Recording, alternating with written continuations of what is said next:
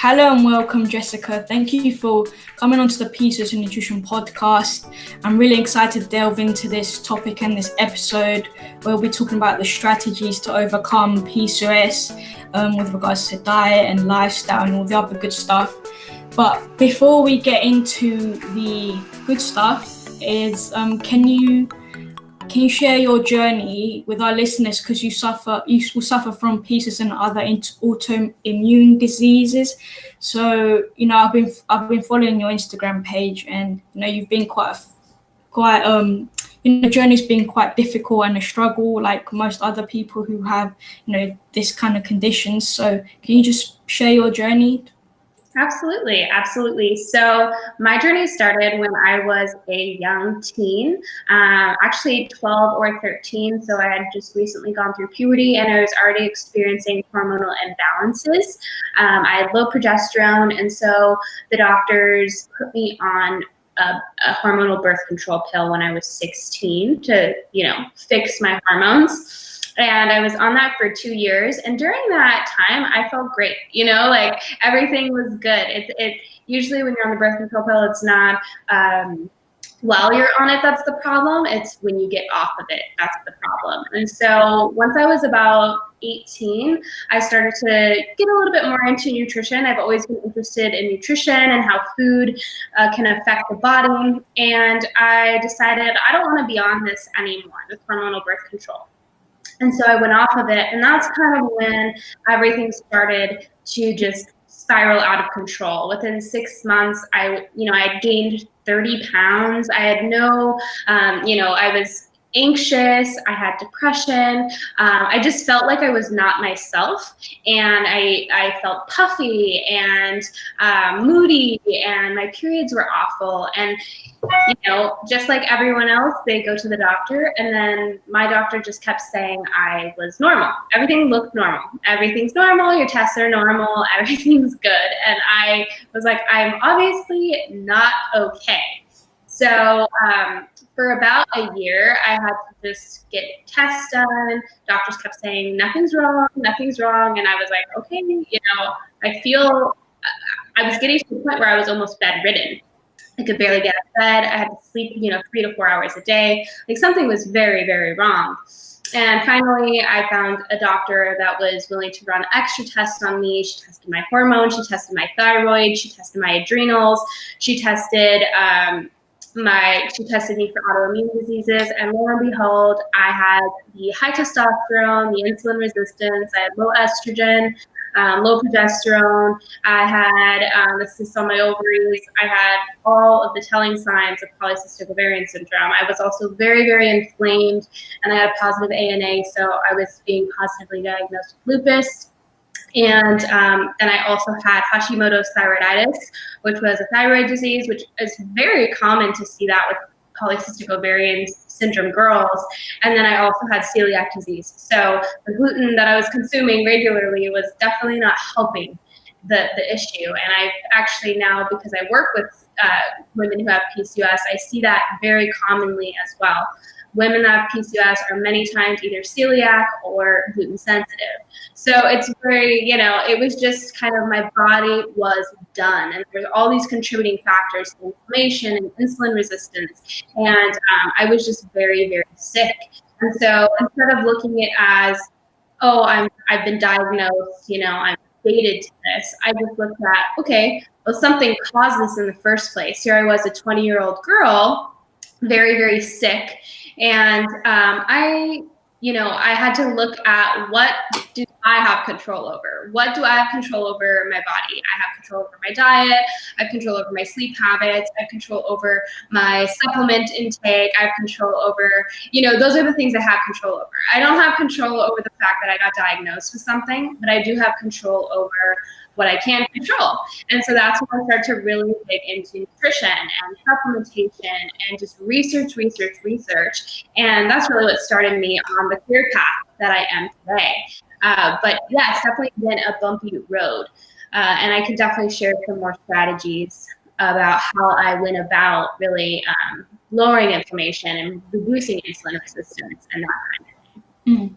So yeah, like did you ever establish what caused your PCOS and all the other conditions? Because obviously there was a recent study suggesting it's, showing it's genetic, but from a previous episode I did, like we were talking about how, it's genetic, but also it's, the environment and our diet and lifestyle that can also trigger it off. So did you find what caused it for you personally? Yeah, I always say that diseases are death by 1,000 cuts. And in science, there's a study, or there's a scientific, research that's called epigenetics. And all that means is how your environment brings out or turns on certain genes. And in epigenetics, they found that about 80% of your genes you have control over. 20% is just genetic, 80% is your environment that will turn on or turn off those genes. That's pretty crazy because 80% of control over if genes turn on and off, that's crazy. So, polycystic ovarian syndrome, autoimmune diseases, they do have a genetic component, but genes are turned on and off by an environment. It's not, and to me, that's hopeful, right? Because that means we have the power to turn our genes on and off. Now, some people, they don't like that. They like to be a victim. They like to say, well, it's just my genes. It's just my genes. And I'm sorry, but it's not your fault. It's definitely not your fault. We have no idea until it happens, but we do have a lot of control over if genes get turned on and off. And within 7 years, our body is completely brand new. Meaning that if we just keep consistent for 7 whole years, we can completely change every single cell that our body is built up of. But my PCOS and autoimmunity was brought on by a multitude of things. So I had the adrenal issues, HPA axis dysfunction. So I was very, very stressed out. I had the thyroid issues. So that was a contributing factor. I also had inflammation and gut issues, which is a huge factor. And then I did have the insulin resistance due to having very, very low estrogen and very, very low progesterone. So I had the quadruple whammy, which I actually see in many of my PCOS girls. And, the adrenal imbalances, the thyroid issue, the gut issue, the liver detoxification, meaning I put that in the gut issues. Their livers aren't detoxifying properly and then their gut's messed up. And so there's really a lot of inflammation going on, and that will cause insulin resistance because your body's stressed out. So that was my personal story, but not everyone has that same quadruple whammy. Yeah, exactly. And like what you said, how when you say, it's based on genetics, everyone's like, takes that victim kind of mindset and just says, I just got to live with it for the rest of my life, obviously. Right. But from your journey, my journey, and others who have overcome it, it's genetic, but you don't have to live with it. You can overcome it. You just got to be consistent with your diet, lifestyle, and all this other stuff to make the necessary changes to overcome it naturally. Absolutely. Yeah. I was going to say, you had this whole spectrum of stuff. So it wasn't just, let's say, insulin resistance. It was thyroid problems.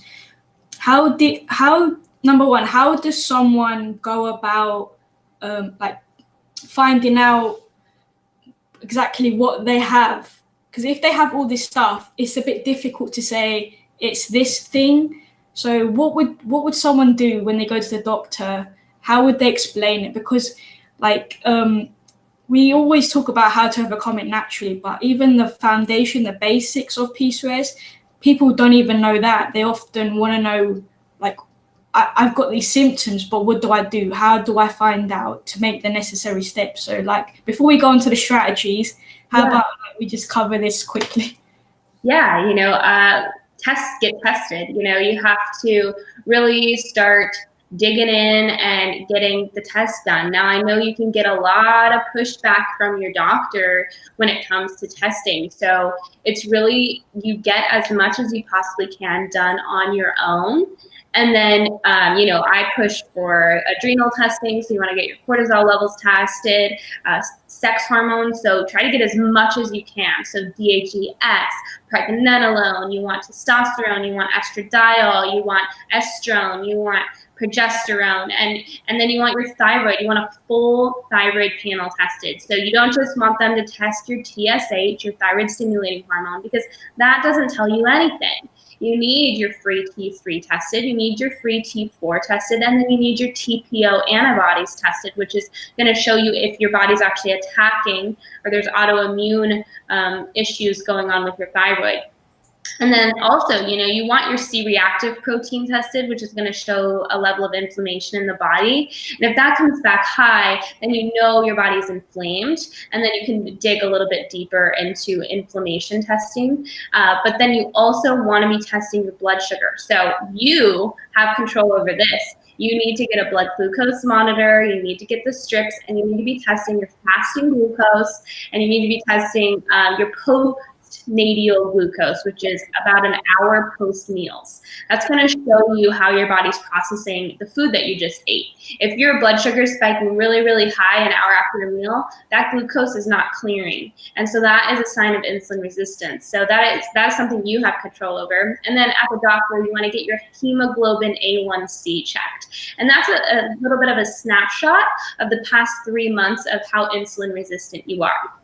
So you want that in a normal range. If that's high or in the pre-diabetic range, you have been having insulin resistant issues for quite some time.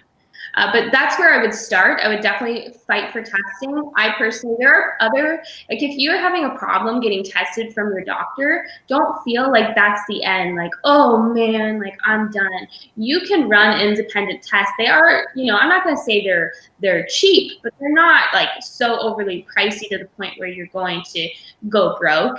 And you can be very picky and choosy with the ones that you choose to get tested. I personally run lots of functional lab tests on my clients. I use the Dutch test, which tests cortisol levels. It tests all the hormone levels. It tests, it tests for urine metabolites. It's testing so much. I love the Dutch test. I also run multiple GI panels. So I run food allergy testing. I run a GI permeability test. So that actually shows if your gut is leaky, if you're leaking things into your bloodstream to cause inflammatory reactions. I also run I guess it would be like a parasitology test where it tests for parasites, it tests for candida, and it tests for H. pylori, like bacteria that's growing in your stomach that can cause all types of digestive issues. So there are really a lot of test options out there. You're not just limited to what your doctor will or will not run. But yeah, and remember, if your doctor is not working with you, remember your doctor works for you. You don't work for your doctor. And if your doctor's not working with you and your doctor's not supporting you, you have every right to leave and find a new doctor. And that doesn't mean you have to act arrogant to them, but they have no right to act arrogant or condescending to you either. So, this is a partnership between you and your physician, and you need to understand that if your doctor is not caring about your well-being, that's the only thing they're there for. And if they don't care about your well-being, then you have every right to say peace out, Exactly. That's true. Because a lot of women who visit the doctors, they just give them like one line of like, cut carbs, lose weight, go on the birth control pill, like as a treatment approach. And like even with the tests, like a lot of them don't really know enough about the hormones that are linked with PCOS. So they'll just do like the normal ones like testosterone, maybe like insulin and like cortisol, but like it's very limited. They don't really know the whole spectrum of hormones that are linked with PCOS. So I'm glad that you gave a list of the hormones because it will give some guidance for women who are listening to just go to their doctors and be like, all right, I listened to this podcast. Here are the hormones. Do it. Yes. And I hope that you have a kind of a doctor that will say absolutely, Exactly. Yeah. Awesome. So I guess we can now go through, the strategies. So you have reached the stage of, being healed. What did you do to heal yourself? How did you go about it? Yeah. And I want to preface this by saying that there are still days where I'm not my best. And just because most of my symptoms are gone and, you know, my periods are pretty good and I'm fertile and that kind of stuff, it doesn't mean that life is perfect, right? Everything is perfect and daisies and roses. I think we need to remind ourselves of that, because there are a lot of people that come out and say, everything's amazing and my life is perfect. And that's not the case. But the whole goal is to just really reduce your symptoms and increase your quality of life. You don't want to be obsessed and struggling with your health day in and day out. It really takes a toll and it makes you exhausted. Now, I wish I would have known what I know now, because it took me years and years of trial and error to figure out what it is that you need to do. But first things first is nutrition. Nutrition is going to be your best friend. And it's not about the weight loss. It's not about the pounds. It's not about the cellulite. It's about the inflammation. It's about how your body, remember, food is literally a building block for your body to either build healthier cells or less healthy cells.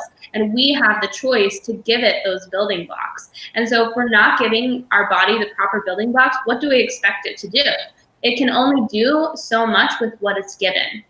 And so, you know, proper nutrition is important. Now, if you're insulin resistant PCOS, you got to cut the carbs, you know, and it's not about like, oh, you know, poor me, I can't have carbs. It's like those carbs are not being processed. Every time you eat them, they're just really damaging your body.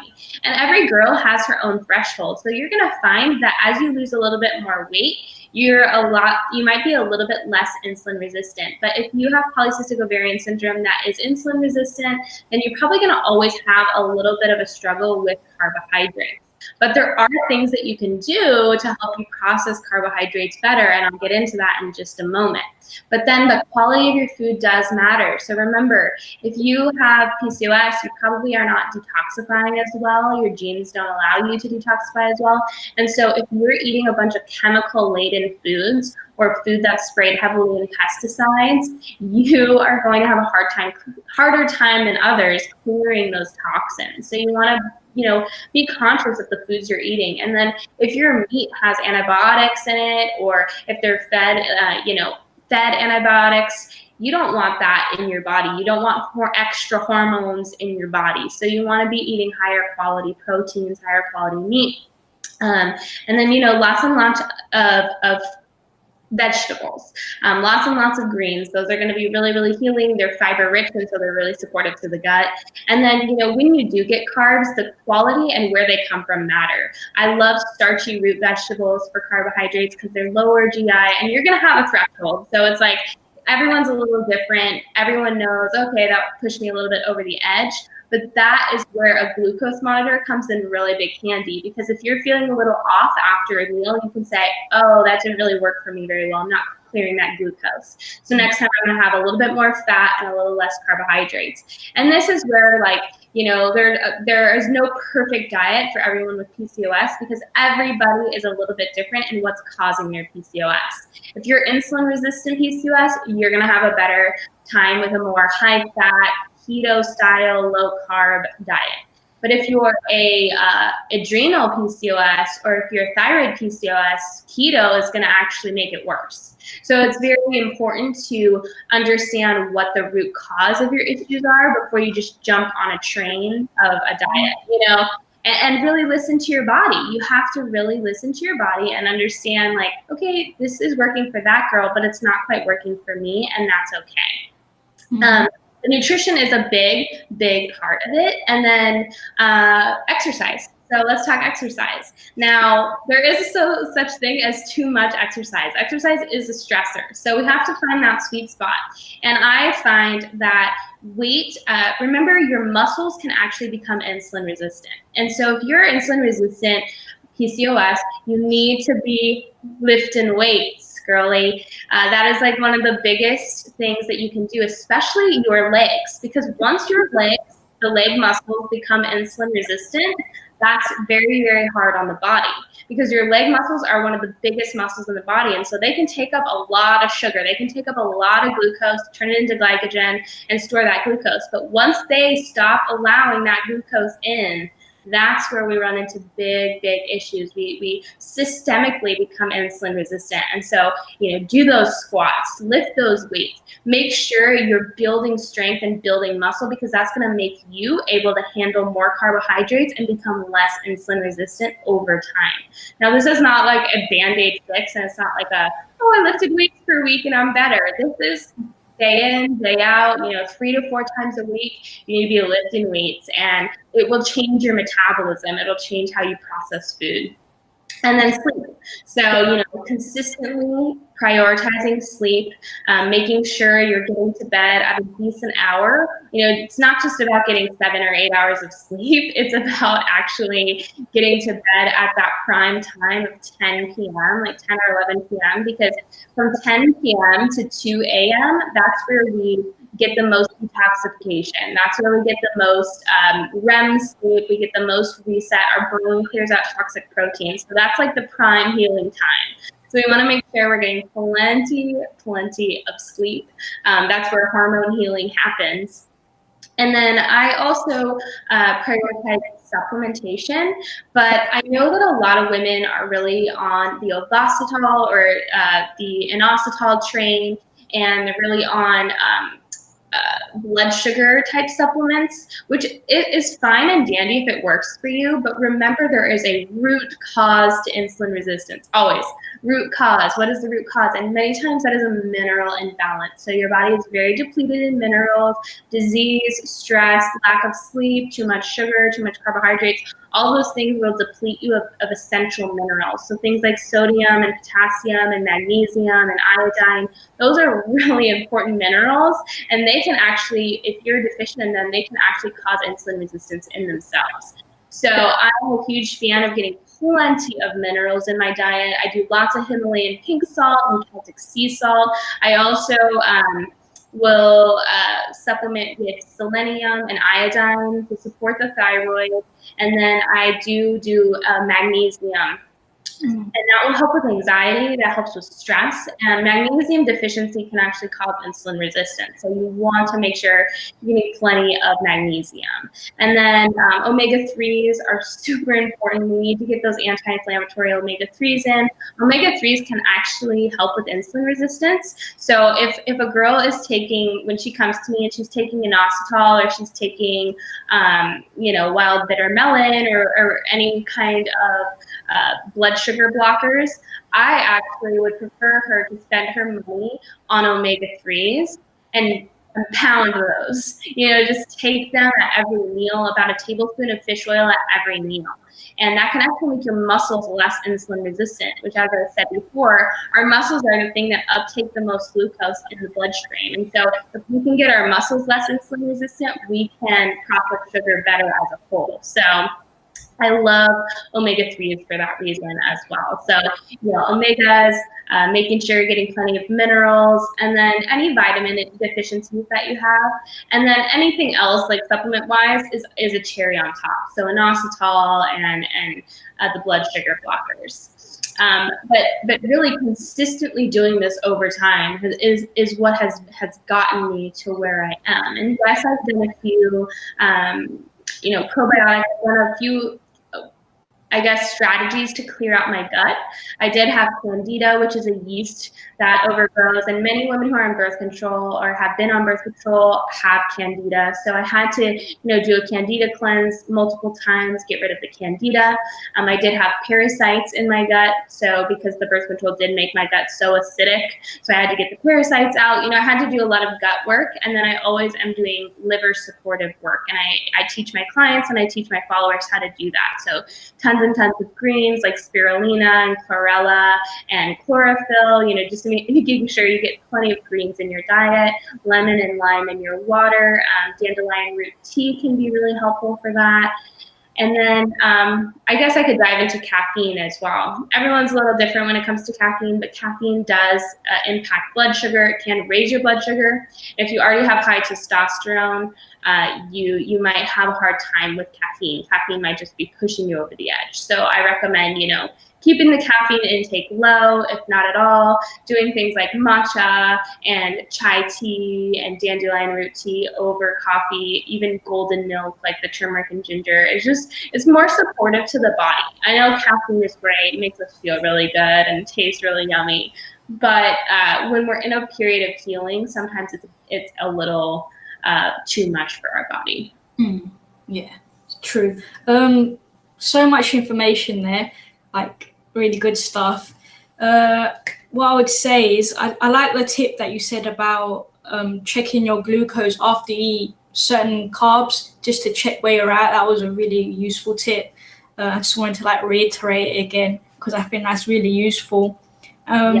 But yeah, what you said about how there's not one type of PCOS. So just because someone's following keto, for example, and they found success on it, doesn't mean it's going to work for you, because it might make matters worse. So it's important to find the root cause of your PCOS and, you know, what's causing the hormone imbalance before just jumping from fad diet to fad diet, you know, and doing all these like the low calorie diets, because often when you're told lose weight, a lot of women just go on the low calorie diets to just lose weight, assuming that is actually, if they lose weight, by focusing on the weight loss, it will help with PCOS.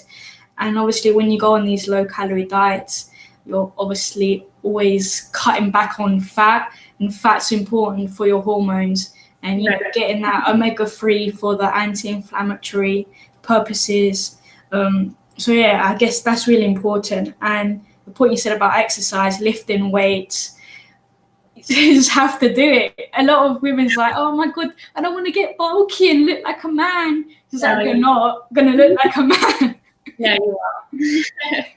And I was going to say one more thing about the weight loss and losing weight really quickly is when we go on really low calorie diets, it's stressful to our bodies, and our metabolisms are really intimately connected to our hormones. And so if we damage our metabolism by eating super low calorie and super over exercising, we actually damage our hormones in the process. And so it's like this vicious cycle, like it keeps the fire burning. And I know it's not as fun to just consistently day in and day out do the hard work and see the progress slow but steady, but that is what's going to make it a lifestyle, and that's what's going to make it last, you know, forever.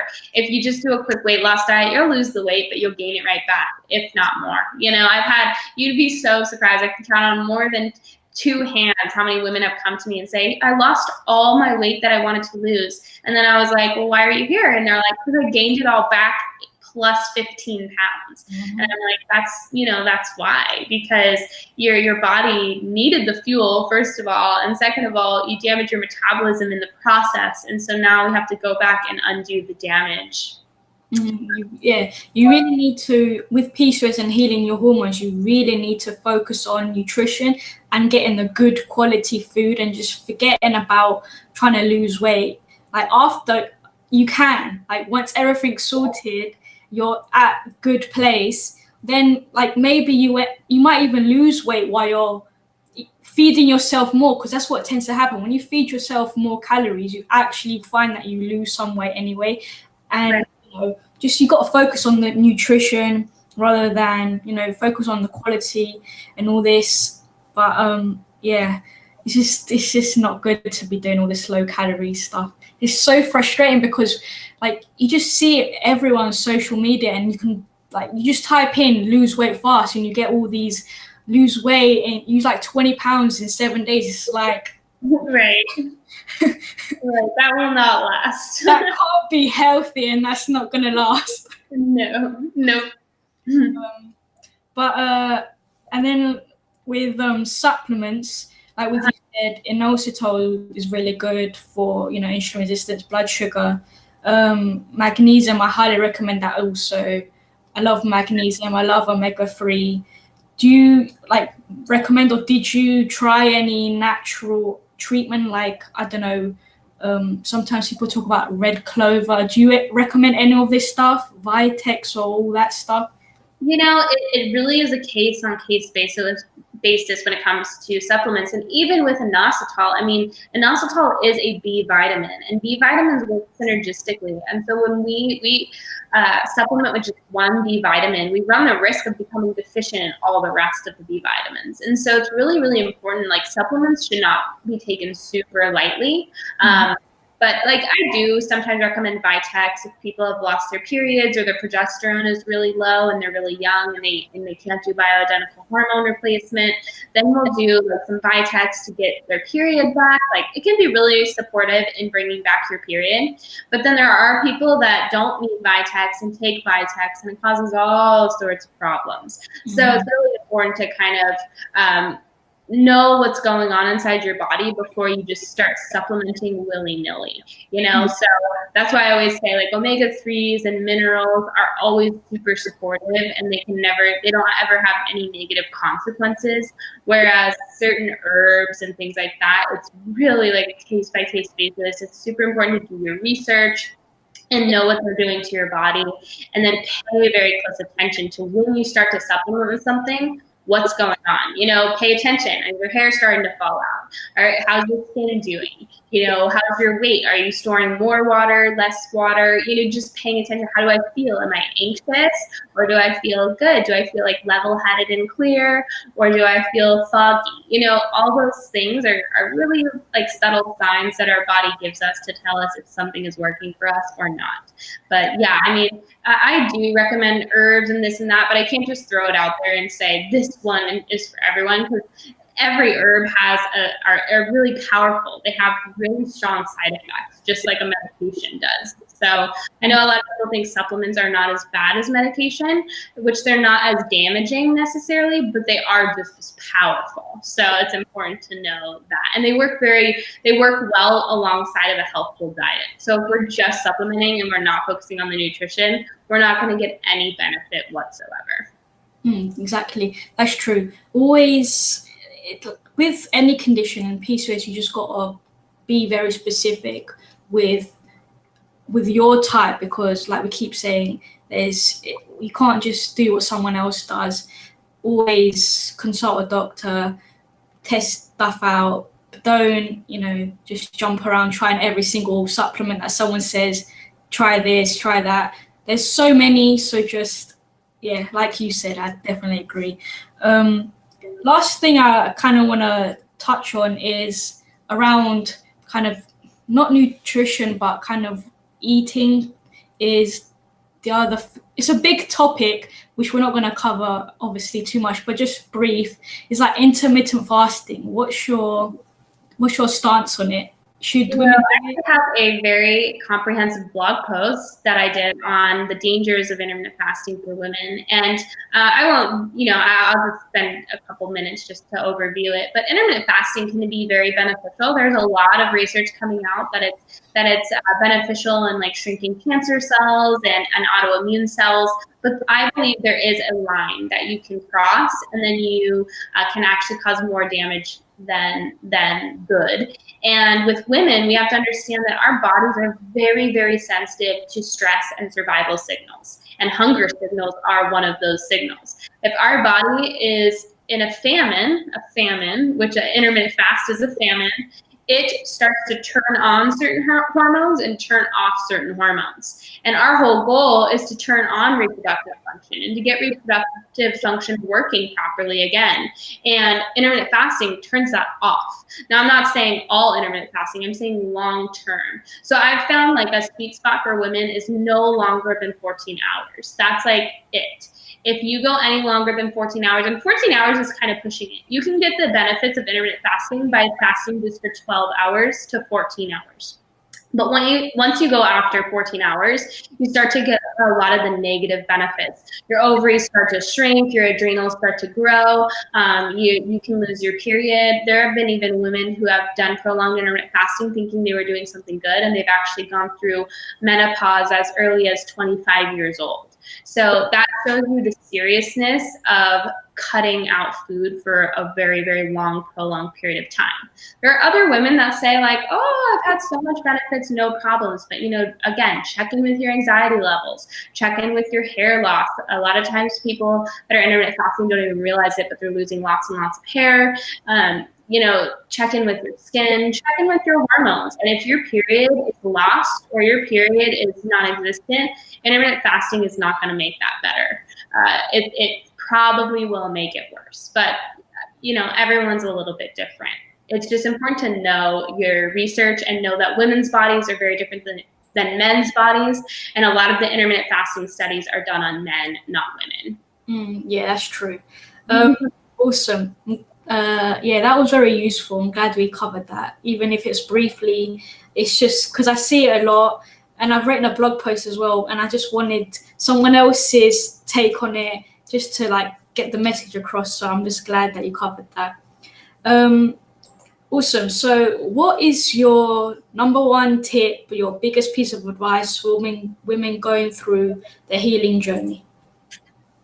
I know everyone wants something simple, but I recommend women just start to slow down. I always say vitamin N is the most important vitamin, and it's actually the ability to say no. So we tend to be everything for everybody, and we tend to overextend ourselves because we're afraid to hurt someone's feelings, or we need to take care. We're like the mothers, we got to take care of everybody. We got to make sure everyone's taken care of before ourselves. But when you're on your healing journey, that priority has to change. It has to shift. It's now a little bit about you, so you can fill up your cup, and then you can go and pour out into others once you're feeling better. And so it's really important to start weighing every decision as, if I'm going to say yes to that person, I'm saying no to myself. And that's my biggest tip, is just start taking more time for yourself, start slowing down. It's okay to not be doing something in every second of your day. To take care of yourself and start healing, you do need time for yourself. You need time to heal mentally, physically, and spiritually. And so that would be my biggest tip, is to slow down, say no more, and make more time for yourself. That was great. I love that tip, because a lot of people, don't give that kind of tip, but I think that's really important, and that's something I started to do as well. I just used to say no to a lot of stuff. I was like, I'm putting myself first. I want to heal myself. Okay, it's not like I don't care about people, but it's like I'm feeling a bit, I need to heal myself first. And then once I feel better, obviously you can help people better once you're obviously better. Exactly. You don't really have much to give when you're very sick, Yeah. Awesome. I really loved chatting to you. This episode was really, really informative. Can you share how our listeners can connect with you? Absolutely. So the main place you can find me is on my Instagram. It's Jessica Ash Wellness, or at Jessica Ash Wellness. I also have a website and a blog, jessicaashwellness.com. And there's a lot of free resources and blog posts that people can actually download onto their computer and print out, so that they can take it with them rather than just read a blog post and then it flies out of their mind. I really like to create resource guides and things like that. But yeah, every day I do an informative story on my Instagram to kind of explain your hormones more and get more out of your body and understand your body more. But yeah, Instagram and my blog, both Jessica Ash Wellness. Awesome. Yeah, I've seen your resources. There's so much. Definitely recommend you all check those resources out. I have everything linked in the show notes. Definitely go follow Jessica on Instagram, because I literally love your Instagram. You post a lot on your stories, your feed, you do IGTV. I just love the way that you just keep it real. The chat we had now, you just literally keep it real. I do, just say it how it is. This is how I feel. This is, this is my story. I've gone through this. You literally just, keep it real. Thank you. I try. There's no reason. We don't have time for not being ourselves and not telling our stories, because we each have a story to tell. I know that every single woman that's going through this right now, her healing journey, she is going to learn so much about herself. She can, or she can just suffer, and it's like, I don't want women suffering. I want women taking the time to realize their healing journey is a way to wake up, and their body's telling them something that we're doing is not working for us. It's time to change the course of our life. And that's what I'm trying to do here. That's awesome. Oh, that's really good, because like when you're more relatable and you speak the truth of like, all right, today I don't feel good, and you actually say it, people are like, oh, so it's normal if she has bad days as well, so I shouldn't feel like my days or every day should be perfect. So I think that's really important, and yeah, just keep doing what you're doing. You're really inspiring people, and yeah, awesome. Thank you for having me. You're welcome.